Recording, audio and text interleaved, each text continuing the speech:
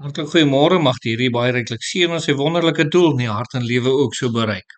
Nou lieve vriende, 'n luiperd loop gemiddeld tussen 10 km en 25 km per dag binne sy tuisgebied.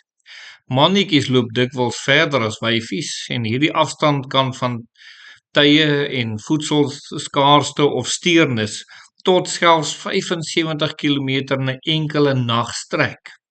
Die gebiedsgrootte van 'n luiperd, liewe vriende, kan enigiets van 'n paar vierkante kilometer in 'n wildryke savanna tot honderde vierkante kilometer in bergagtige streke soos die plaaslike Kaapse luiperd en in die Wes-Kaap hom dan ook bevind. So geweldig interessant om te sien hoe ver hulle sal beweeg en wat hulle alles sal doen, liewe vriende. Daarom dat hierdie dier so besondere vermoë dan ook het.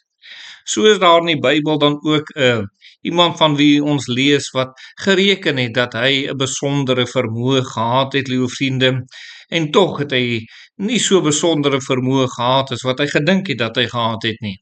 En dis daardie ryk jong man wat daar by die Here Jesus gekom het.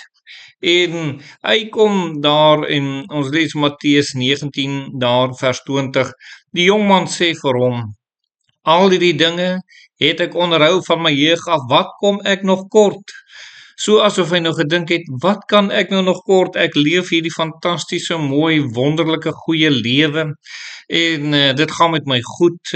Ek is nie siek nie, ek het nie geld tekort nie, ek het alles wat ek wil hê en dan het ek nog hierdie verskriklike mooi lewe wat ek leef. Wat kan ek nou eintlik kort om in die hemel te kom?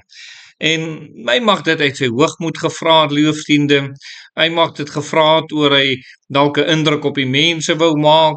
Miskien was hy regtig bekommerd, ek weet nie. Maar net soos daar baie keer wat mense maar dinge vir die Here vra. Maar hulle vra dit eintlik in hulle hoogmoed. Hulle vra dit soms in 'n verwyte. Hulle vra dit soms oor hulle nie regtig belangstel oor wat die Here te sê het nie. Hulle het maar net hulle eie agenda wat hulle wil dryf. En net so het die jong man maar sy eie agenda gehad wat hy wou gedryf het, liewe vriende. En hy het nog nie die Here geken nie. So hierdie saak, wat kom ek nog tekort? Die Here gaan 'n mens antwoord op hierdie vraag dan ook. En liewe vriende, en daarso lees ons 'n verdere ding van hierdie ryk jong man in vers 16. Staan daar en daar kom een na hom en sê vir hom: "Goeie meester, watter goeie dinge moet ek doen dat ek die ewige lewe kan hê?"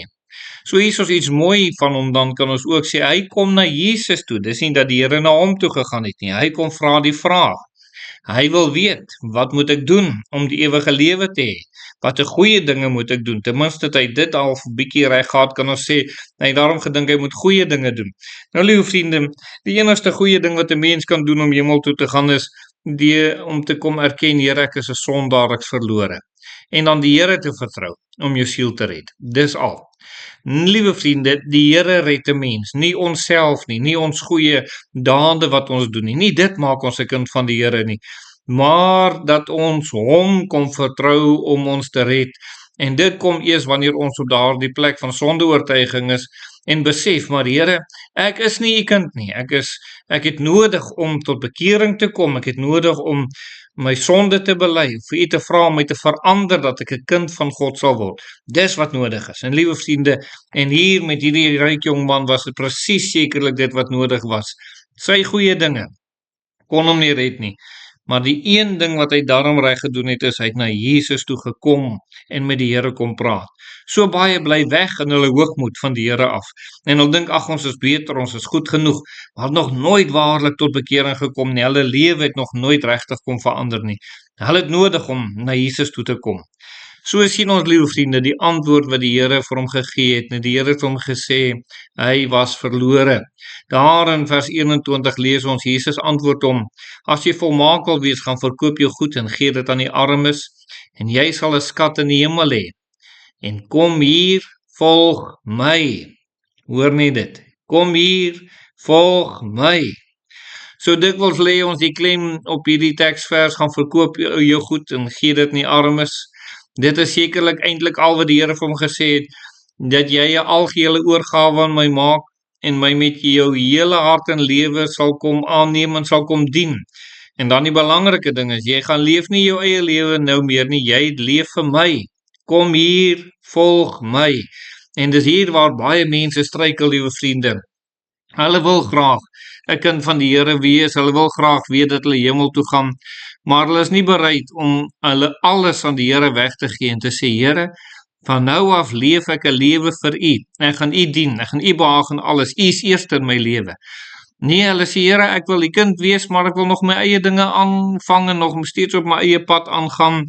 Ek sal so nou en dan by die kerk uitkom en so nou en dan op 'n ander plek, so nou en dan so 'n bietjie by geestelike dinge betrokke wees, maar die hoofdeel van my lewe gaan maar eintlik maar nog net so oor myself. En die ryk man het hierdie boodskap baie duidelik van die Here af gekry. Dit gaan nie meer oor jouself nie, jy moet jou bekeer tot die Here. Liewe vriende, het jy al tot bekering gekom? Het jy al waarlik die Here gevind? Die Here nuut gemaak? Is jy besig om Jesus te volg?